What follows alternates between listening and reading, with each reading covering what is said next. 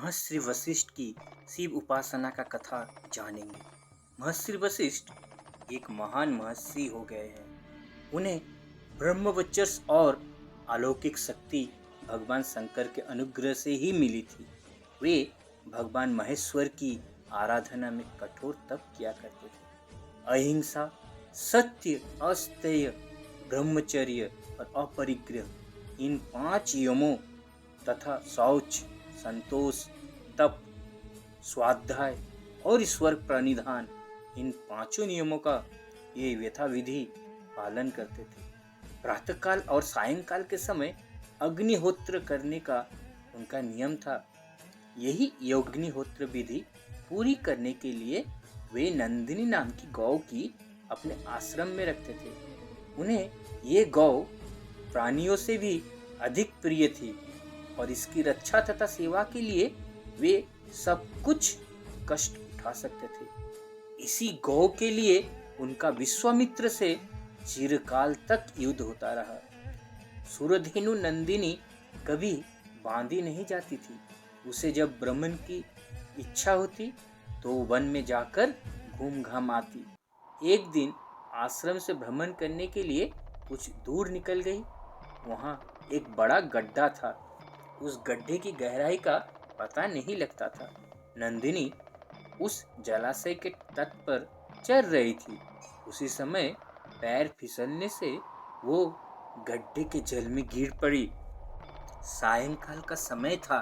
प्रतिदिन नंदिनी सूर्यास्त होने के पहले ही आश्रम में पहुंच जाया करती थी। उस दिन वो रात हो जाने पर भी नहीं आई तो महर्षि वशिष्ठ चिंतित हो गए और वे उसे ढूंढने के लिए निकल पड़े। उबड़ खाबड़ भूमि में खोजते हुए वे उसी गड्ढे के समीप पहुंचे। उसमें से उसकी करुण आवाज सुनकर मुनि को नंदिनी के गिर जाने का पता लग गया। महर्षि वशिष्ठ उसी समय सरस्वती नदी का स्मरण किया और उनकी प्रार्थना से सरस्वती ने अपने जल से उस गर्त को पूरा भर दिया। नंदिनी झट बाहर आ गई और महर्षि के साथ आश्रम को चली गई। परोपकारी वशिष्ठ ने सोचा कि इस महागर्त का रहना जीवों के लिए बहुत हानिकर है और अनेक जीव जंतुएं इस बीबर में गिरकर मर जाने का भय है, इसलिए उसको भर देना परम आवश्यक है। इस विचार से पर्वतराज हिमालय के यहाँ गए।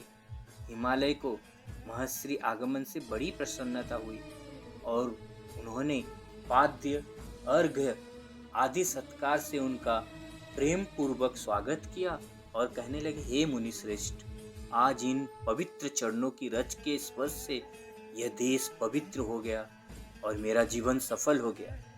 देवों के भी परम पूज्य आप जैसे महर्षियों का आगमन साधारण भाग्य से नहीं होता। मेरे योग्य सेवा का आदेश कीजिए। आप जैसे महर्षि एवं पुण्यात्माओं की सेवा में मेरा सभी कुछ समर्पित है। महर्षि वशिष्ठ ने उनके नम्र वचन सुनकर प्रसन्न होते हुए उस गर्त की बातें उन्हें बतलाई और किसी पर्वत द्वारा उस गर्त को भर देने के लिए कहा। इस पर हिमालय ने कहा कि मैं तो पर्वत भेजने के लिए तैयार हूँ, पर उसके वहां तक जाने का उपाय क्या है? पहले तो पर्वतों के पक्ष थे और जहाँ चाहे वहाँ ही जा पाते थे, उड़कर चले जाते थे, पर अब तो इंद्र ने उनके पक्षों को काटकर उन्हें अचल कर दिया है, जिससे वे कहीं आ नहीं जा सकते। ऐसी अवस्था में यहाँ से पर्वत का पहुँचना असंभव है। वशिष्ठ ने कहा, ये पर्वतम, आपका कहना तो ठीक है, पर एक उपाय से काम चल सकता है। वो ये है कि आपके नंदीवर्धन नाम का पुत्र का अर्बुद नाम वाला एक मित्र है। उसमें उड़ने की शक्ति है।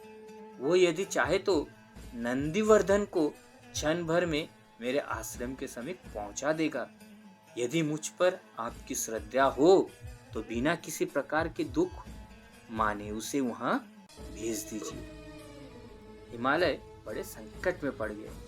उनका एक पुत्र मैनाक पक्ष से के भय से सागर में छिपा बैठा था। दूसरे को वशिष्ठ लेने आए।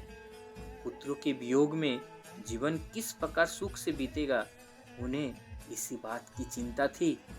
परंतु इसके साथ साथ उन्हें इसका भी भय था कि कहीं वशिष्ठ जी प्रतिज्ञा भंग से कुपित होकर साप न दे दे।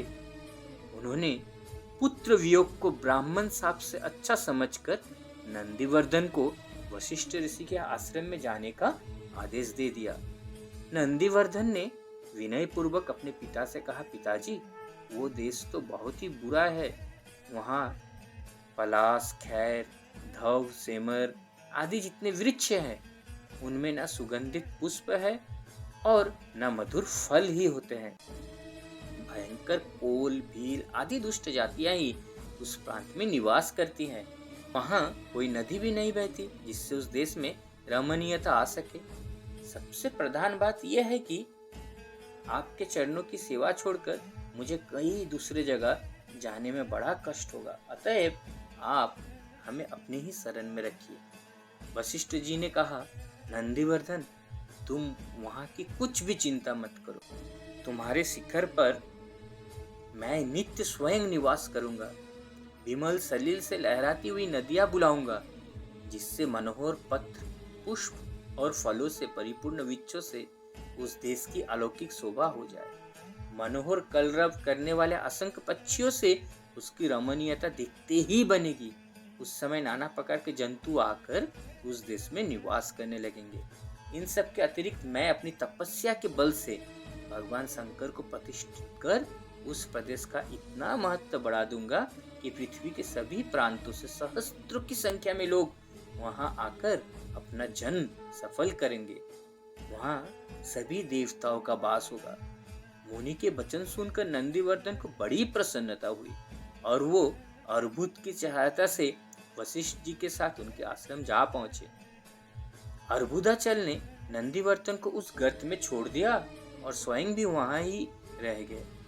उन दोनों पर्वतों पर वशिष्ठ जी बड़े प्रसन्न हुए और कहने लगे कि तुम लोगों को जो वर मांगना है मांग लो, मैं बहुत प्रसन्न हूँ। अर्बुदाचल ने कहा कि महर्षि, यदि आप मुझ पर प्रसन्न है तो ये वर दीजिए कि मेरे इस निर्मल सलील से संपूर्ण झरने की ख्याति संसार भर में नाग तीर्थ के नाम से हो जाए।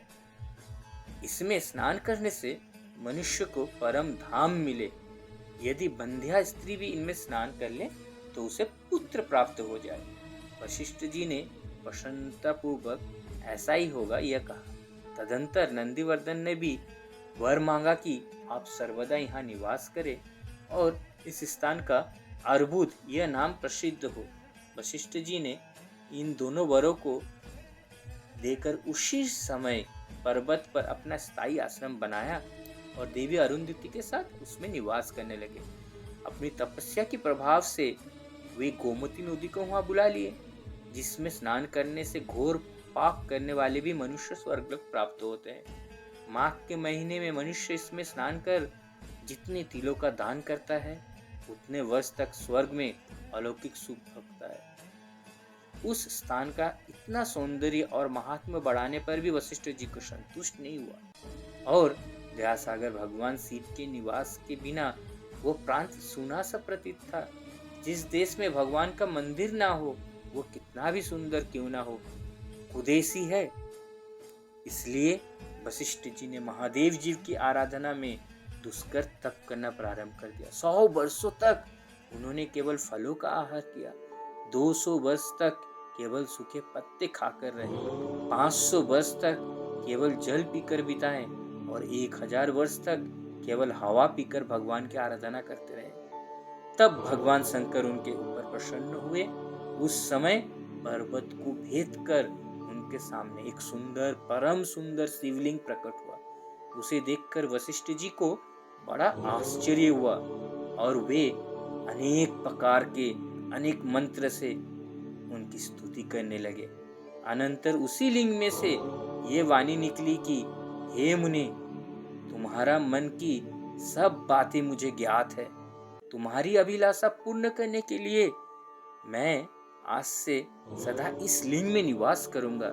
इसके पूजन से मनुष्य को सब प्रकार के सुख प्राप्त होंगे। मेरी प्रसन्नता के लिए इंद्र के द्वारा भेजी गई इन त्रैलोक्य पावनी मंदाकिनी में स्नान कर जो इस अचलेश्वर नामक लिंग का दर्शन करेगा वो जरा और मरण दोनों से रहित परम पद को प्राप्त होगा।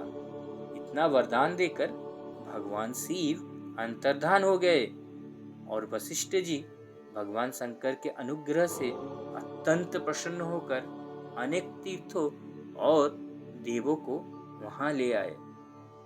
जो लोग शिव इस दो अक्षर का नाम उच्चारण करेंगे उन्हें स्वर्ग और मोक्ष दोनों प्राप्त होंगे, इसमें तनिक संदेह भी नहीं है।